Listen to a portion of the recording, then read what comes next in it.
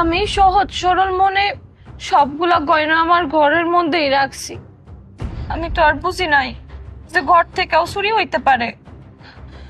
আমি কইতেছি না যে আমার শ্বশুর গয়নাগুলা চুরি করছে, কিন্তু তার মানে তুমি কইতে চাও আলতাফ ভাই চুরি করছে? না না বৌমা, তোমার কথা আমাকে বিশ্বাস হইতেছে না। বিশ্বাস যদি না হয় তাইলে তার খেতাবালি চেক করে দেখেন। সে বাজারে গেছে, বাজার থেকে আসলে তারে ভালো মতো জেরা করে। সোনার একটা মালা, সেটা তো আর কেউ খেয়ে ফেলাইতে পারে না।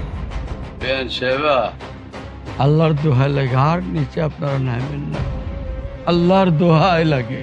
আলতাফ ভাই, তোমার বাড়িতে সকালে বড় চুরি হয়েছে। আজকালকে সোনার যা দাম। হ্যাঁ, আমিও জানি চুরি হয়েছে, কিন্তু এই চুরির সাথে তো আমি জড়িত না। আব্বা, তোমারা তো কেউ কইতাছে না তুমি চুরির সাথে জড়িত। তোমারা শুধু সার্চ করা হইতাছে, তদন্ত করা হইতাছে।